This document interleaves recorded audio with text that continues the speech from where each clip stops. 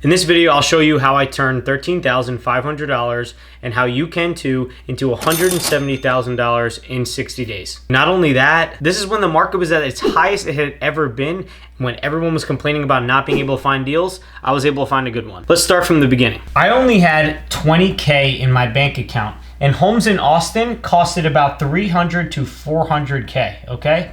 So in order for me to be able to buy a house in Austin, Texas, especially as a rental property, I would have needed 20 to 25% down. 20 to 25% down starts at $80,000, okay? 80K all the way to 100K. So it was at that point in time when I realized that there's no way I could have invested in Austin, and I had to find a city that I could invest in on my own. So I would ask myself, how would I invest out of state, right?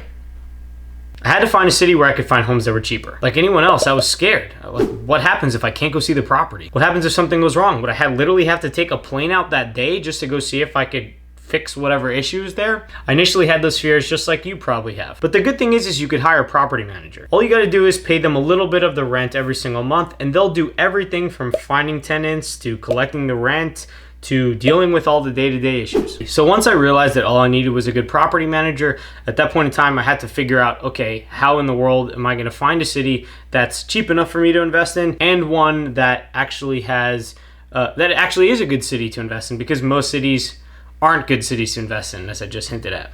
So my goal was to find a cheap city that's good to invest in. I didn't really want to invest in an area that was really bad or that people didn't want to live there, so I had to find a good place to invest. So I looked up things like the crime rate, because I didn't want to invest in an area that was the hood, right? No one wants to live there. I also looked up the unemployment rate, because I needed to find an area where people had jobs so they could actually pay me rent, right? That makes sense. I also looked up an area that has a good population growth, okay? Because there needed to be a demand of people that wanted to live there. If more people live there, the demand goes up, which means rent goes up and home prices go up. I also needed to find an area with a good home price, right? I was looking for something cheaper. This way I can afford to buy property with my 20K. Then I looked up the rent prices, because the rent is your income on a property. So if the income is higher, then you'll have a higher chance of making cash flow. Then I looked up the property taxes, because if the property taxes are cheaper, then my cost will be cheaper every single month. And if my cost is cheaper, then my profit's higher. We want more profit. And then last is I was looking for a state that was landlord friendly, okay? Some laws in some states are not for the landlord at all, okay? Like, as you saw what happened last year with the eviction moratorium, a lot of landlords couldn't get rid of tenants because of payment. You want to invest in a city or state where the laws back up the landlord and not the tenant. So never invest in New Jersey. I'm kidding, I have a few properties there, but if I had known now, then I wouldn't have done it. So what I did was I compared all these data points for a list of 30 different cities, and I ended up picking some that I thought were the best based on these factors rather than just taking a guess. Then I went to go check out these cities for a day just to see what they were like on the ground there. One of the cities I stopped at was Little Rock, Arkansas. So while I was there, I met an agent and I saw a duplex, and it was asking $70,000, and they needed about $40,000 worth of work to fix up the house. It literally had a tree growing from underneath the house. It also needed a new roof. The tenants were about to be evicted because I don't think they were paying rent, and the house just didn't look good. So right off of the bat, when I went to go see the property, I was like, what am I gonna do? I can't afford a $40,000 rehab. I only have 20K. So how in the world am I actually gonna buy this thing? I did some research and I looked up the rents, and they'd be about $13.50 if I got all of the units fixed up. So I knew it would make me money at that point, but I just didn't know how to buy it. And that's when I remembered my friend Mo. He buys all of his properties out of state from California to Memphis and buys them all with a hard money loan. A hard money loan is a short-term loan with a high interest rate. Usually the loans are about like 18 months, sometimes as short as like 6. So a 6 to 18th month loan instead of 30, right? That's a huge difference. And also, you'll end up paying a higher interest rate because it's a shorter term loan. Those are the cons, but there's two really important things that make hard money loans really, really useful. You only need usually 10% down on a hard money loan, which means I get to lower the down payment that I was originally worried about before, which means I could buy more house. But also, they will cover the entire rehab. Okay, they'll cover the entire rehab. So it all clicked in my head. I could get this house for $13,000 to $15,000, and the hard money loan could literally cover the entire rehab, and I could come in with less money out of pocket. Then all I needed to do was get it rented out. Then I could refinance to pay off the hard money loan, because I don't want to deal with all this high interest rate and pay it all off in that long time period. So after speaking with Mo, I started using the hard money lender that he recommended, and I was able to make an offer on this house for $50,000. Now, I made an offer on this house for $50,000 because it had been on the market for a while in what is the hottest market in the world at that time. Pro tip, when you're trying to buy a house and the house has been on the market for a long period of time, that usually means that the seller is motivated to sell because they haven't got any offers or an offer that they liked yet. So this is why I decided to lowball them. Again, it was crazy for me to do this because at the time, the market was at its highest. So they came back with an offer of $56,000, and I was able to agree to that purchase price. So our purchase price was $56,000. My total cost to buy the property was $13,573.01. That's how much it cost me as a down payment. The down payment amount was $7,403, and the closing cost was $6,166. So that got me the property, right? But I live in Texas, and how the hell am I supposed to do all of this work for the property? I also, keep in mind, don't know crap about getting anything done.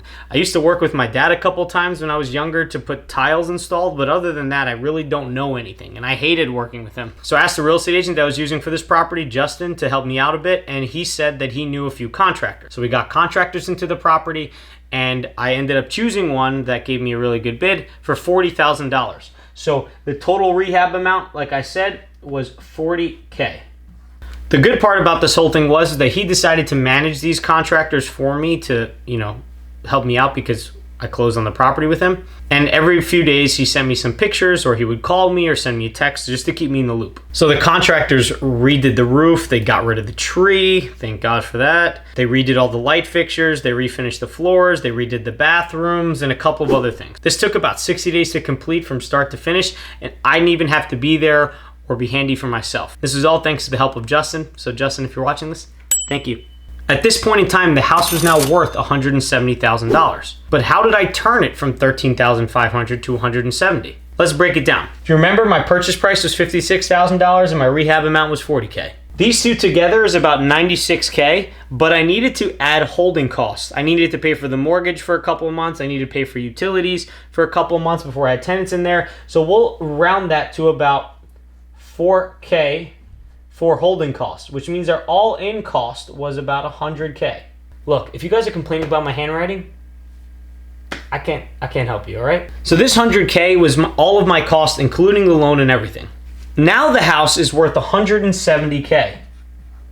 So I just went to another bank, and they're willing to now give me a loan on the new fixed up house at its new value instead of what it was worth before when I bought it. So they sent someone out to figure out how much it's worth. That's known as an appraisal. And they saw, because of the work that I did, and they looked at a few other properties in the neighborhood that just recently sold that were similar size, that had similar bedroom amount and similar bathroom amount. They were able to figure out that the house is now worth $170K. Now that bank is going to give me 75% of what the new value of the house is. That 75% of $170K is going to go to use to pay off the hard money loan, pay back my down payment, and then allow me to do whatever I want with whatever's left over. 75% of 170 is 127.5K.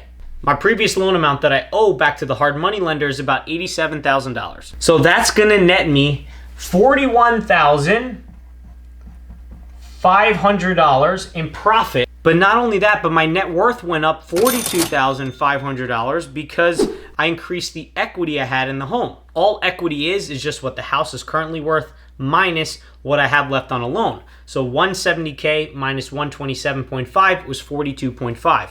That's my equity. And it gets even better. I now have a house that I can rent out every single month for $1,350, which profits me about $280 per month in cash flow. That's all while still saving 15% of the income to make sure, just in case if anything goes wrong. All right, so I get that the story's great and all, but what can you actually do yourself in order to make this happen? Let's move over here. The first thing you need to do is pick a city based on data. See, most beginners just try to invest where they live because they think that they can see the property, so it must be a good idea. But because of that, you can actually make it a lot harder on yourself and you don't even realize. The first reason why is because home prices could be really high where you live. Like when I started, I lived in New York City and everything was super duper expensive. The second thing is you don't even know if the rents are high enough to cover what your mortgage is going to be in most properties. And because of that, it's going to be hard for you to find properties every single day on the MLS. I know so many beginners on my TikTok and YouTube channel and Instagram that are just saying how they can't find any properties. And usually that's because they haven't picked a good city to invest in. Instead, they've decided to just invest where they live. So what you got to do is compare all those cities and compare all the data. And then you end up picking one that you really like based on your situation. Like if you need a really low home price, then pick that one. If you're looking for the one with the most cash flow, then pick the one with the best price to rent ratio. The second thing you got to do is end up picking a hard money lender and get a pre-approval letter from them. See, unless you got a bunch of cash just lying around to buy an investment property, then it's really hard for you to be able to buy a property and be able to cover the money for the rehab. So thank God for these lenders because they allow you to do that. Quick side note here, using a hard money lender actually confirms if your property is going to be a good deal or not. See, hard money lenders are different than other types of lenders. They're going to look at the property as an investment. And so if the property makes you money, then guess what? They're going to be like, this is a good deal. We're going to give you a lower interest rate and better terms. But if the property doesn't make you a lot of money, then they're going to be like, I'm not trying to lend you on this. So if they let you know that they're not going to lend on it, or if they let you know that they're going to give you a really high interest rate, typically that means that it's not as good of a deal. But if it's a really good deal, then you'll have really good terms and you'll get pre-approved. So you can use this as another double check to make sure that you're getting a good deal. So once you've gotten approved for a hard money lender, then the next step, which is pretty easy, is to start looking at properties. And don't worry, you don't have to do this in person like I did. You can just simply do this online. And that's where I started. First, you just pull up Zillow or whatever your favorite, property website is. And then once you're on there, start analyzing properties. You're going to be analyzing properties for cash flow and ARV. Cash flow is simply the profit you make every single month from a rental property. So what you need to do for that is you need to take how much the property will rent for, and you need to take how much the property will cost you every month, like the mortgage, taxes, insurance, all that stuff. You subtract the expenses from the income, and whatever is left over is cash flow. Okay, that's a monthly amount. Then you need to look for after repair value. After repair value is what the house will be worth once it's fixed up. The way you do that is first figure out how much the house is asking for now, and then you get a contractor or you try to estimate it yourself how much the property will cost you to fix up. And you can ask a real estate agent as well. Now, if you don't have a contractor, don't worry. You could ask your real estate agent for some contractors. And if you don't have a real estate agent, then you can go on Zillow and literally click the contact agent button and they'll connect you to an agent right there. Once the contractor tells you how much needs to get done and what that costs, you can then add that to the original purchase price. Then you need to go back to Zillow and look up all the homes that are nearby. And you want to find homes that have similar amount of bedrooms, similar amount of bathrooms, that are similar size, like square footage, and closest as possible to the property, and something that was sold within the last 3 to 6 months. This will tell you about how much you can get. Whatever those houses were sold for is what you can probably get if you fix up this house to look pretty similar to that one. And so whatever that house is worth, that is now the ARV. Then the fourth thing you need to do is make offers, okay? Before I bought my first property, I had to make 9 offers before I got one.